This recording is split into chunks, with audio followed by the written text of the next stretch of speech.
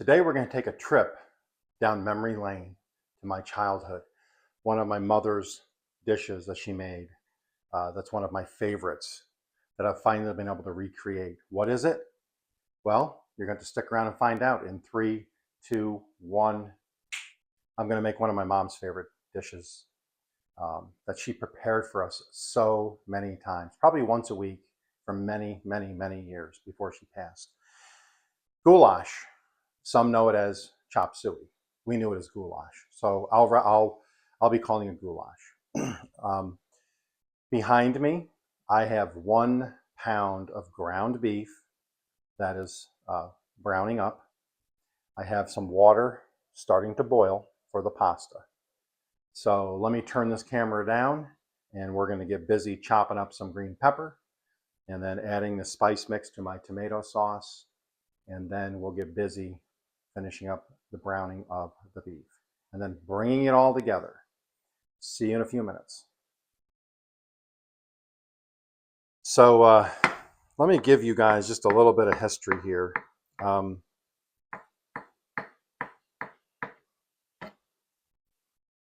Years ago, I'm talking probably 13 years ago, my mom passed. And my sister and I have tried to recreate a lot of the dishes that she used to make.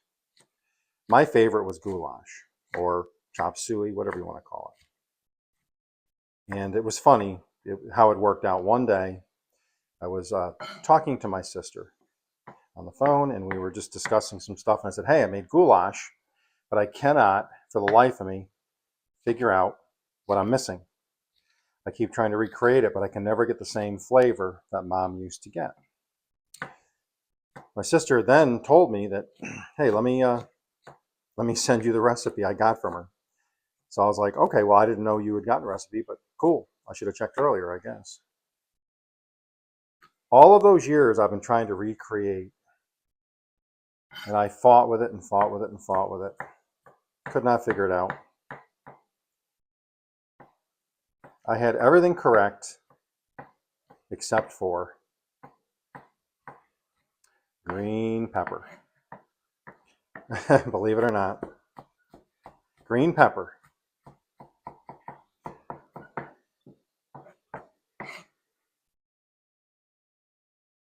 I made it to my mom's recipe, and it was just like she was in my kitchen when I did the taste test.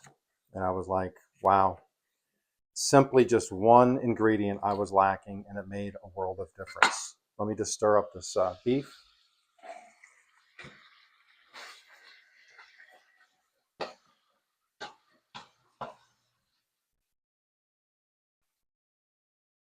The beef is almost completely browned. I'm going to drain the beef, the grease and the liquid off the beef, the ground beef, and then I'm going to add my garlic, tomato paste, and green pepper. So we will be right back.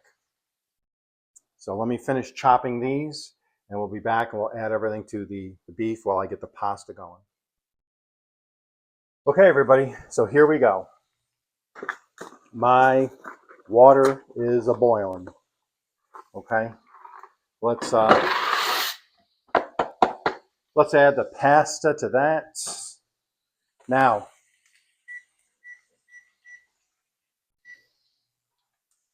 I have set my timer for 4 minutes for a reason. I only want to parboil my pasta because I'm going to finish it off cooking in my pasta sauce. So let's get the rest of this going. I'm putting in about 3/4 of a cup of green pepper. I was just going to say green pepper, but that green pepper I had was massive. It would have been way too much. But now I'm just going to turn this down, and we are going to just let all of those peppers and hamburger come together. In the meantime, I'm going to create a small well. And in that, I'm going to put a can of tomato paste. Small can. It's a 6-ounce. Now, people say, well, why are you frying it up with the hamburger? Well, my mom used to say, and I know I've seen chefs say this, that it helps get rid of the tinny flavor of the tomato paste. I know the cans are coated, but they claim that some of the acidity takes some of the flavor and gives it a tin flavor to the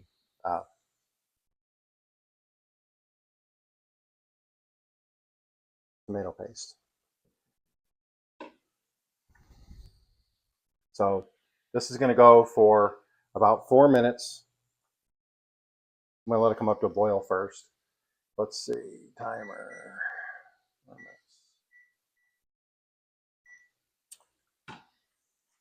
So we're going to fry that off. And now I'm just going to start mixing all of this together.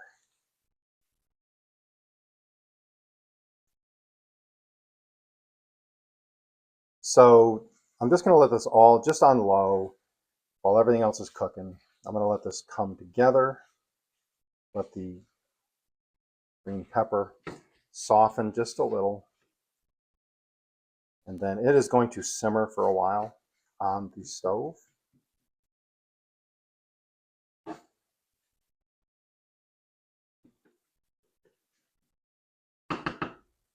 We're going to let that roll for a little bit.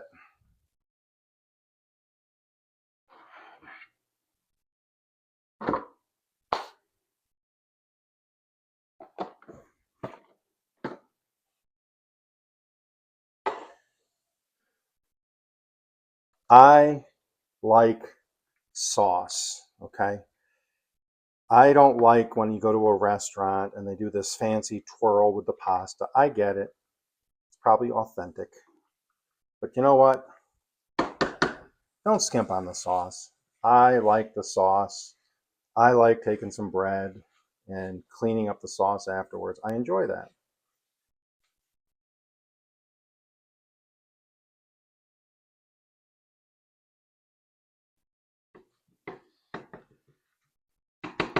But one thing to remember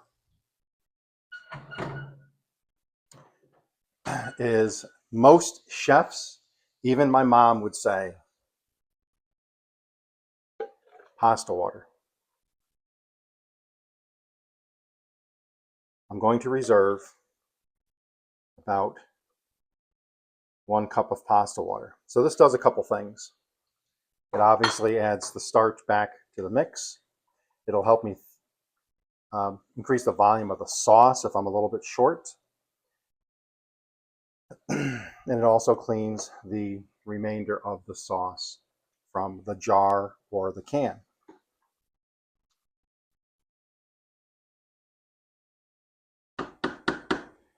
So I'm going to take a little of this.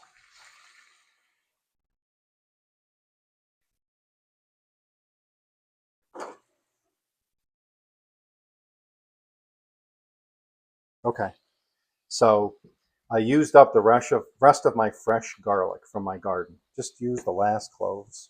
But what I have is a little bit of garlic. So I have probably, well, not much. It's probably almost a tablespoon, I'm going to guess.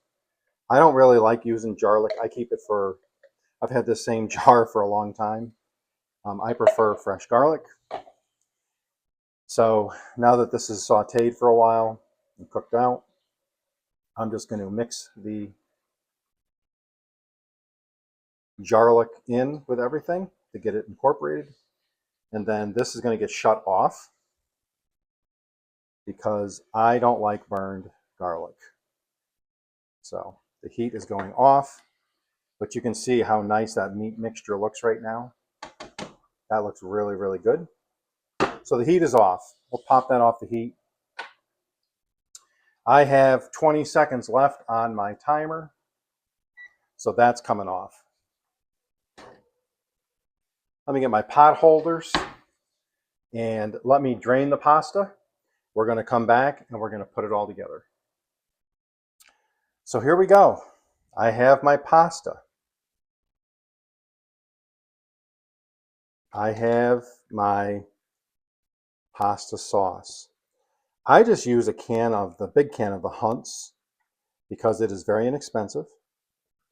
Much, much, much cheaper than some of the big brand names. And we like it.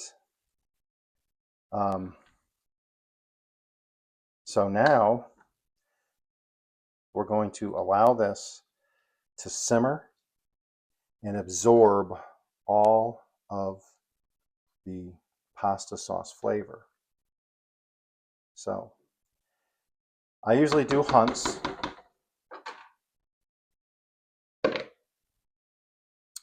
Remember, I have this pasta water. I will add that in to get the remainder out of the can.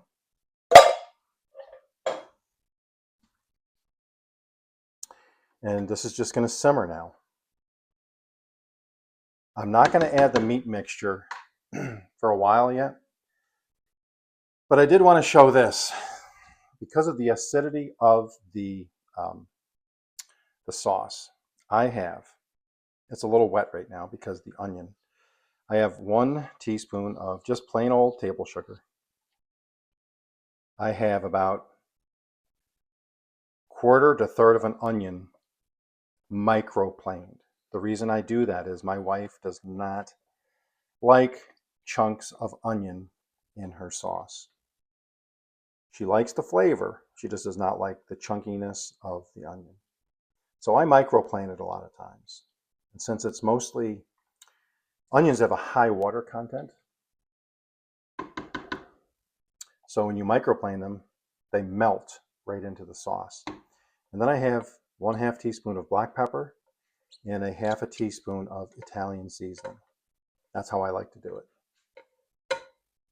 And that's how my mom did it. And we'll just stir that up.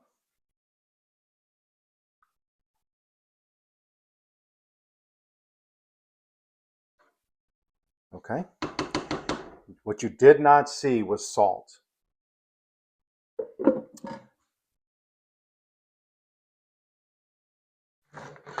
There is salt in the sauce.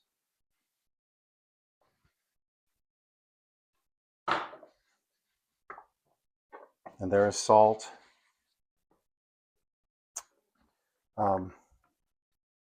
I think there's a little salt in the tomato paste. I think I saw that on the ingredients. So I'm kind of careful as to when I salt it. I salt it at the end. But you can see this is now starting to simmer. And I'm just going to cover this. And we're going to leave this for probably 5 or 10 minutes until the pasta is finished. And then we're going to add the meat mixture and let it simmer. So we'll be back probably in 10 minutes and we'll finish this off and probably do a taste test. Okay, it is simmering really well now. It's simmered for a few minutes. It's still, the pasta is still not finished. That's okay. We want it to go slow. We want it to absorb everything. Now I'm going to add the meat, green pepper, and onion mixture with the tomato paste. This is going to thicken it. This is going to make it rich. You can already see how much thicker it's gotten. And now we will just let this simmer. And this is going to be a wonderful, hearty, comforting, great for cold weather dish. So there you have it. We'll be back in probably 15-20 minutes and we'll do a taste test. Okay, everybody, we are back.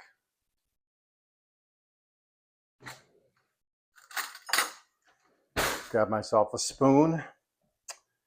I give you my mom's goulash from my childhood. This brings back so many memories.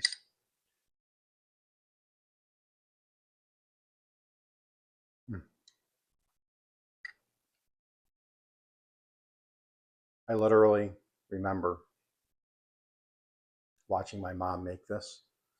I remember the times we sat around our kitchen table, which there was so many of us.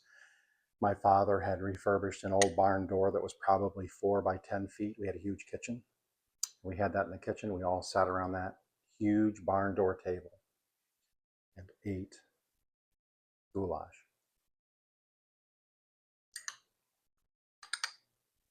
Give this a try, whether you call it goulash or chop suey. Let me know what you think if you try it.